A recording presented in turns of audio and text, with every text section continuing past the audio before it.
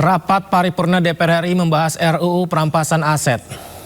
Komisi 3 DPR RI yang terhormat saudara. Pemirsa, di tengah gelombang aksi unjuk rasa, DPR tetap menggelar rapat paripurna ketiga masa sidang 2026-2027 dan salah satu agendanya adalah penyampaian laporan hasil pembahasan RUU perampasan aset oleh Komisi 3 DPR. Di depan anggota parlemen, Ketua Komisi 3 DPR buka-bukaan alasan lamanya pembahasan RUU ini. RUU perampasan aset sendiri hingga kini memang belum secara resmi dibahas karena DPR belum menerima surat presiden atau surpres. Tentang KUHP dan undang-undang.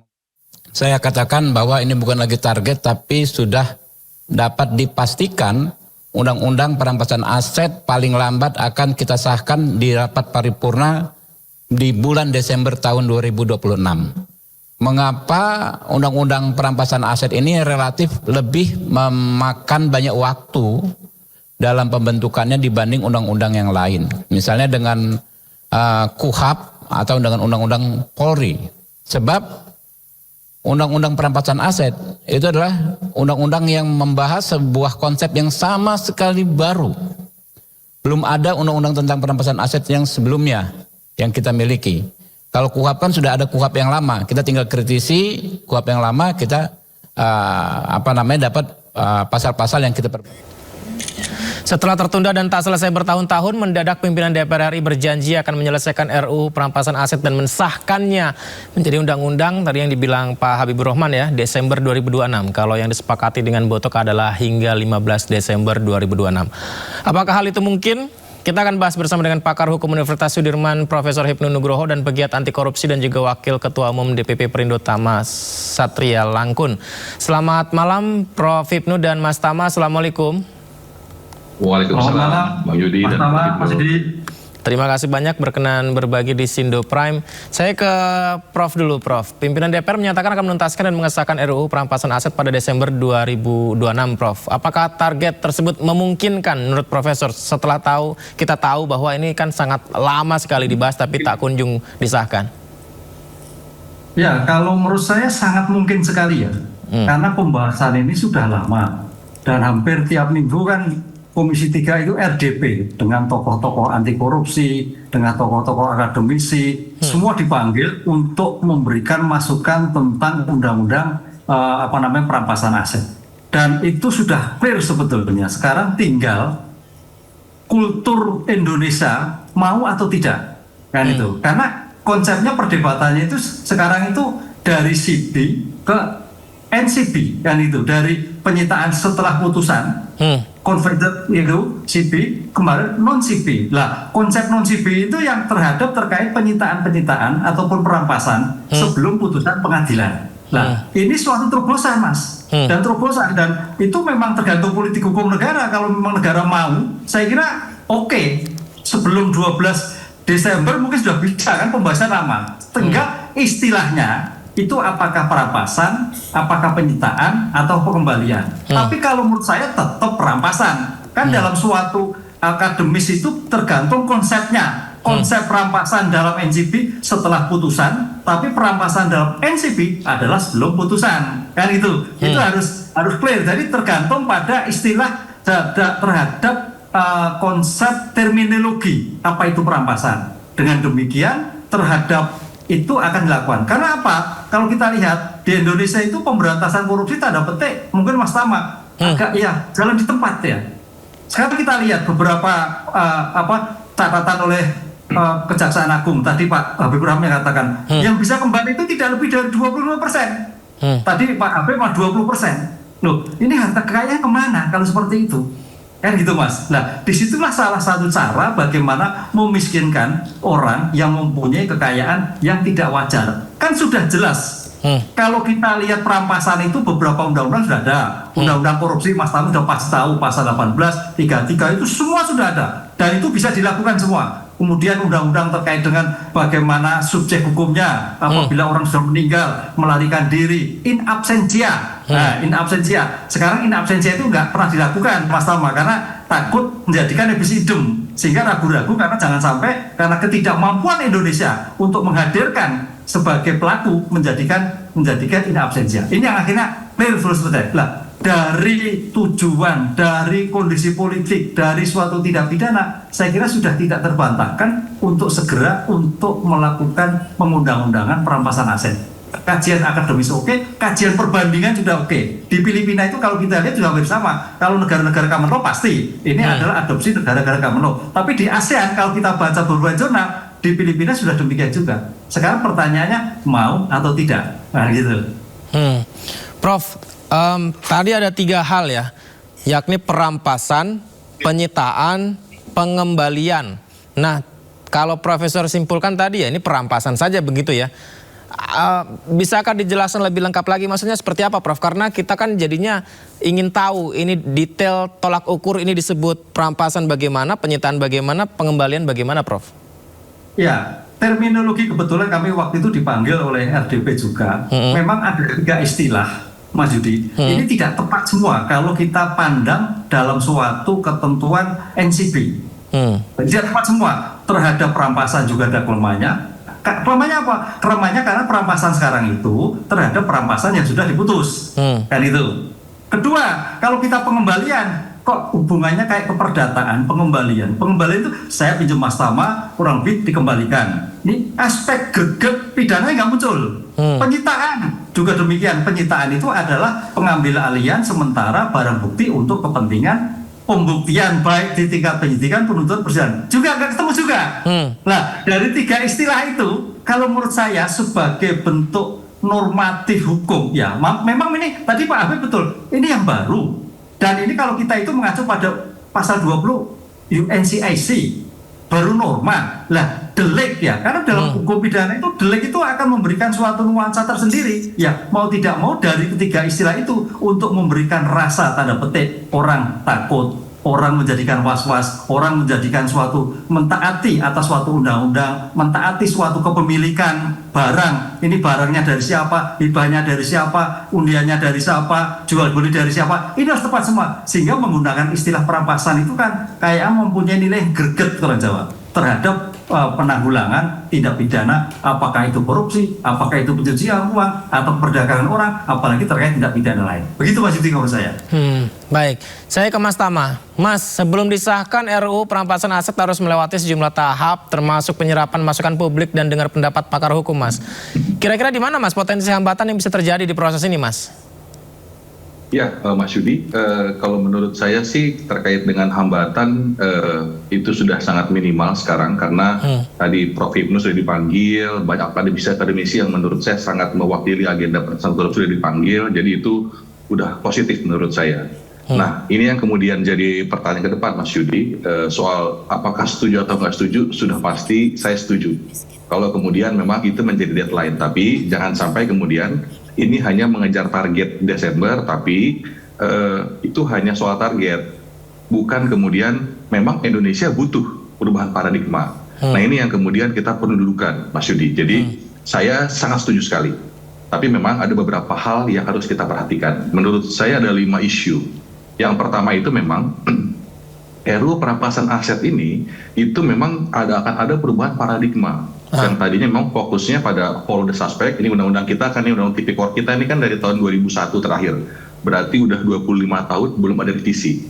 Tentu kekurangannya ada banyak hal yang perlu diperbaiki tentu. Nah saya harap undang-undang ini ketika dia lahir itu menutupi kekurangan yang ada di undang-undang tipikor kita. Nah itu yang pertama. Jadi misalnya tadi Prof udah sampaikan, undang-undang kita udah mengatur soal pasal 18 bagaimana kemudian ada upaya-upaya untuk perampasan aset, ada pembuktian terbalik yang memang shifting, pergeseran beban pembuktian begitu ya, sudah mengatur semua, tapi memang itu belum masuk dalam rezim aset forfeiture yang memang berkembang saat ini. Jadi paradigma ini yang akan berubah. Misalnya ada persoalan klasik yang muncul dalam undang-undang tipikor kita. Misalnya ada pelaku yang kemudian meninggal, ada kemudian pelaku melarikan diri, aset yang sudah berubah bentuk.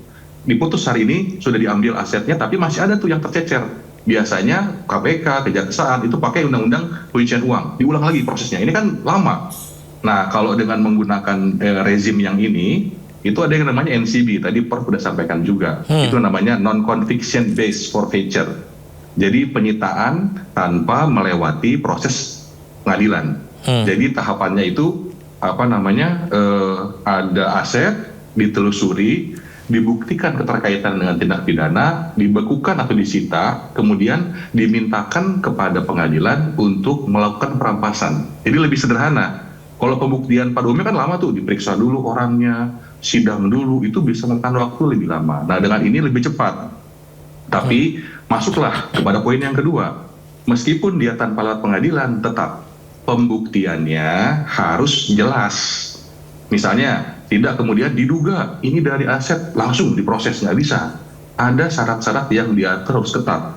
Karena dia nggak lewat pengadilan, maka standar pembuktian harus jelas. Ini alasan yang kedua. Jadi yang pertama adalah sesuai dengan paradigma Undang-Undang Tipikor yang kita perbaiki. Yang kedua adalah standar pembuktiannya harus jelas. Karena kalau main rampas-rampas aja, standar pembuktian yang nggak jelas, tidak kuat di situ, itu nanti bisa juga menimbulkan masalah baru. Dan saya akan yakin, kalau pembuktian yang nggak diatur secara rigid, maka nanti akan potensi di judicial review sama yang lain. Dibatalkan dia. Karena ada kesewenang-wenangan yang terjadi. Maka dari itu, harus hati-hati pada bagian pembuktian. Jadi, misalnya bukti permulaannya itu seperti apa, kata karakteristiknya, syaratnya apa, pengujiannya seperti apa. Jadi tahapannya harus lebih ketat. Itu yang kedua. Nah, yang ketiga itu juga harus memikirkan soal perlindungan kepada pihak ketiga. Jadi ada yang diambil nih asetnya. Nah, itu ruang-ruang untuk mempertahankan atau pengujian tetap harus dikasih kesempatan. Jadi nggak kemudian dia menjadi absolut. Begitu diambil, absolut dia langsung dirampas oleh negara. Tapi nggak ada ruang pembelaan dari pihak ketiga. Ini harus ada. Walaupun tadi tidak lewat pengadilan, tapi harus ada tahapan-tahapan itu, dibuka ruang. Jadi lebih fair. Meskipun orientasinya adalah ngambil aset hasil kejahatan. Itu harus clear. Nah, yang paling terakhir, Mas Yudi, ini juga harus sesuai dengan kemauan dari norma dunia, norma internasional. Karena Indonesia itu akan bergaul dengan negara-negara lain. Maka norma-norma yang diatur dalam undang-undang perampasan aset itu dia harus comply sama misalnya FATF, Financial Action Task Force. Kita udah ikut di Financial Task Force ini itu sejak tahun 2023. Nah, dia mengatur tadi itu, mengatur bahwa dia harus mempertimbangkan soal upaya-upaya untuk penyitaan yang kemudian tidak melalui pengadilan. Jadi memang harus ikut itu. Kemudian yang kedua itu dari yang tadi soal norma dunia, yang kedua selain FATF itu adalah UNCIC. Jadi di artikel tadi Prof sudah sampaikan, ada juga artikel lain di pasal 54, yaitu tadi harus ada mengatur soal confiscation atau penyitaan tanpa melalui conviction pembuktian. Jadi ini semua harus ada dalam aturan-aturan kita, sehingga tanggal 15 jadilah undang-undang yang dibutuhkan oleh negara kita. Jadi bukan hanya undang-undang karena mengikuti keinginan publik harus ada, tapi dia harus merepresentasikan upaya-upaya keadilan untuk melakukan pemberantasan korupsi dan perampasan aset. Demikian, Mas Yudi. Mas Tama, memiskinkan koruptor itu apakah solusi efektif agar korupsi berkurang di negeri kita? Ya, saya setuju. Saya setuju. Bahkan kalau ditanya pilih hukuman mati atau pemiskinan, ya pemiskinan menurut saya lebih mengerikan. Kalau mematikan atau hukuman mati, perdebatan akan sangat panjang. Tapi ketika kemudian ada pelaku korupsi yang kemudian hasil kejahatannya semua dikejar dan dirampas, saya yakin itu akan menyulitkan. Karena apa? Kalau dia mau dalam tanda kutip ya, menggunakan menyuap hakim, melakukan segala macam. Kalau dia masih punya uang, para koruptor ini bisa melakukan kecurangan-kecurangan. Tapi kalau dia sudah nggak punya aset, paling tidak dia akan melewati proses yang lebih fair, kan gitu. Itu baru lewat prosesnya. Dan yang lain adalah tadi orientasinya, Mas. Tadi undang-undang perampasan aset paradigmanya berubah, bukan lagi soal follow the suspect, ngejar-ngejar pelaku, tapi orientasinya juga adalah merampas hasil kejahatannya. Maka memiskinkan itu adalah bagian dari upaya merampas aset dan mengembalikan kerugian negara. Itu menurut saya menjadi penting, Mas Yudi.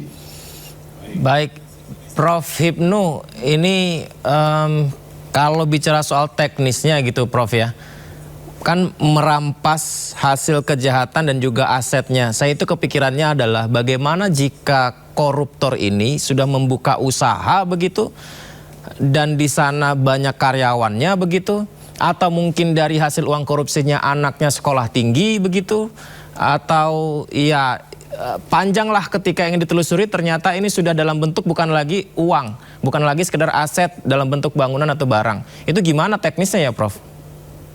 Ya, saya kira itu tidak ada problem ya. Sekarang pun kalau kita lihat di dalam penyitaan aset, kaitannya yang kita lihat terkait dengan apartemen, dengan perusahaan, kaitannya tambang, itu tetap berjalan seperti semula. Jadi tidak ada suatu kerugian oleh masyarakat. Okay. Nah, sekarang pertanyaannya kalau memang itu nanti terkait perubahan paradigma itu adalah di aset negara dan kembalikan, ya bisa juga nanti menjadi milik negara. Kan gitu kan, milik negara menjadi milik negara, BUMN negara. Jadi hanya kepemilikannya tadi yang tadinya milik seseorang pejabat yang kaitan koruptor menjadi milik negara. Jadi statusnya semua aset yang terjadi itu kan nanti sebetulnya kan aset recovery, Mas, pengembalian aset kepada negara. Apakah itu bergerak atau tidak bergerak, itu yang dinyatakan. Jadi kalau toh masih bentuk korporasi itu berubah nanti kepemilikannya, tapi tidak merubah tujuan dari perusahaan yang ada. Itu menurut saya. Lah, oleh karena itu tadi sampaikan Mas Tama, betul memang ke depan itu memang perlu adanya suatu tertib aset. Jadi mau tidak mau memang dalam suatu pembuktian terbalik. Yang dulu sudah digaungkan zaman Gus Dur, sekarang mungkin harus digaungkan shifting burden of proof, istilahnya kan gitu. Sama-sama membuktikan. Nah, dalam konteks itu, saat sekarang harus tertib aset. Coba kita lihat yang sekarang itu ada LHKPN yang ditulis dengan hasil penyitaan ataupun pemeriksaan yang dilakukan oleh aparat penegak hukum, nggak ketemu semua. Ada mobilnya, ada macam-macam lah itu, nggak ketemu. Jadi artinya LHKPN yang terjadi yang sekarang sebagai filter itu nggak ketemu ketika diadakan suatu pemeriksaan di dalam suatu TKP hasil kejahatan. Nah, oleh karena itu dalam seperti ini, Mas, ke depan itu adalah kita harus tertib aset.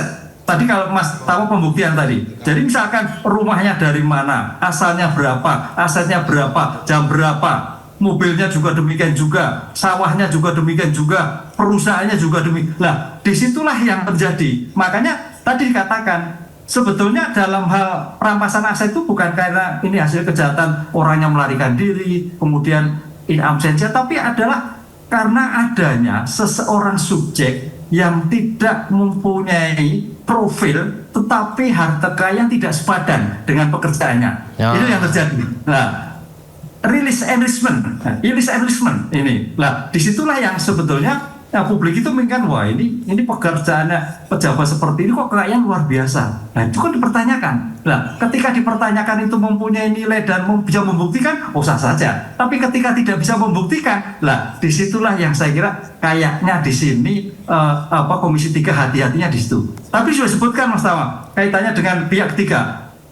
Dalam hal putusan-putusan korupsi sudah ada, Mas, ada perma baru 2002, di mana sekarang penegak hukum itu kalau menyita suatu aset-aset yang ternyata disita itu ada pihak-pihak berkepentingan, diberikan kesempatan untuk mengajukan gugatan beritikat baik. Nah, saya kira konsep Mahkamah Agung yang terhadap sitasi aset itu bisa dipakai di dalam undang-undang perampasan aset ke depan. Dari dalam penyitaan, yang ketiga diberikan kesempatan untuk mengajukan gugatan untuk membuktikan bahwa aset yang dilakukan adalah milik orang lain, milik anaknya, milik mbahnya. Begitu, Mas. Jadi mekanisme ini kalau kita lihat berbagai sudah ada, tinggal bagaimana memformulasikan dalam undang-undang perampasan aset.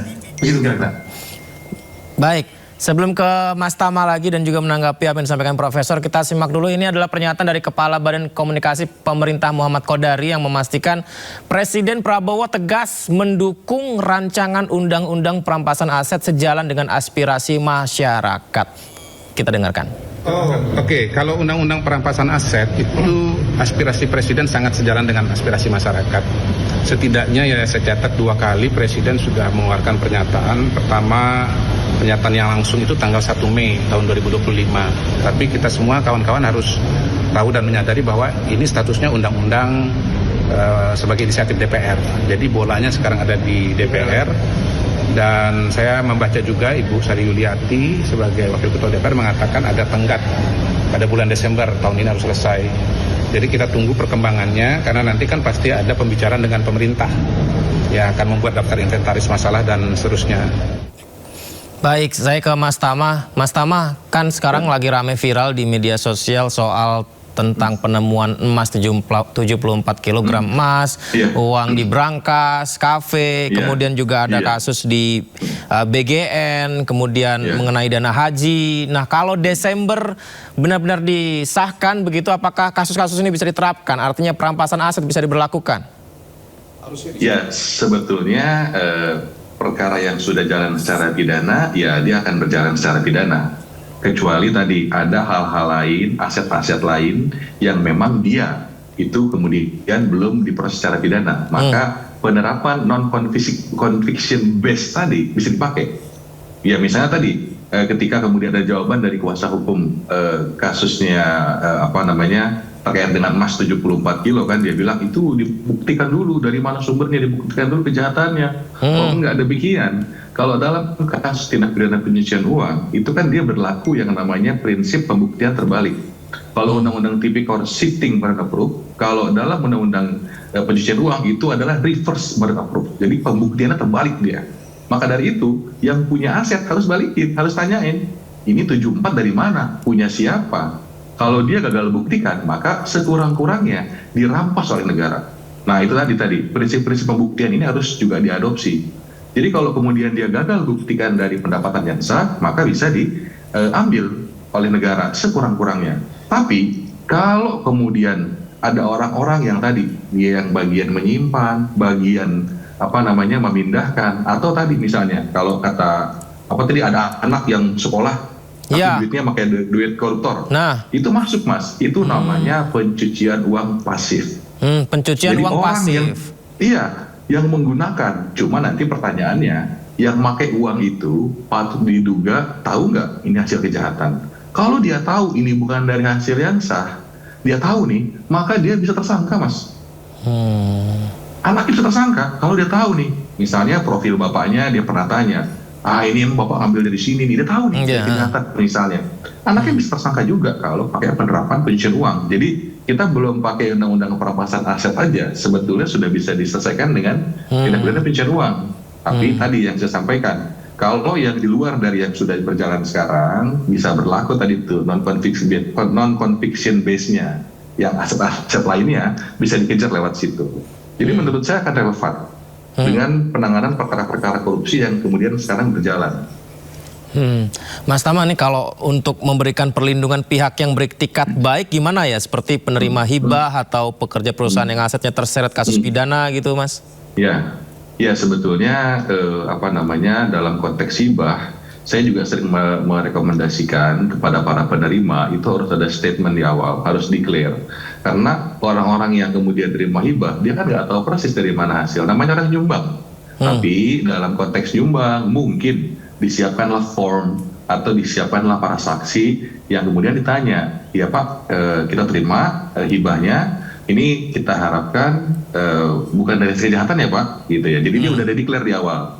Nah kalau ada declare, ada saksi, ada formnya itu akan mengamankan. Kalaupun itu hasil kejahatan, paling akan dirampas. Tapi kalau misalnya udah jadi berubah aset, udah dipakai, ya nggak diapa-apain lagi, karena dari awal memang orang itu nggak tahu. Nah, tapi yang celaka kalau yang terima hibah tahu nih hasil kejahatan.